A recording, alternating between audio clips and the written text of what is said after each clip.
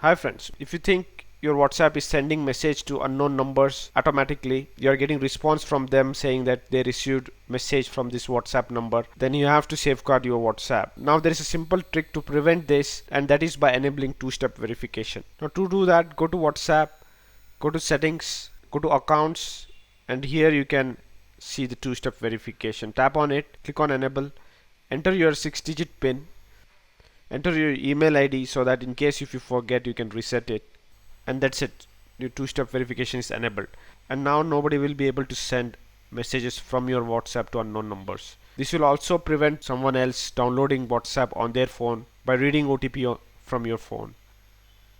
Two-factor authentication should be enabled everywhere, not just on WhatsApp but on Gmail, on Facebook, on LinkedIn, on YouTube, wherever it's available.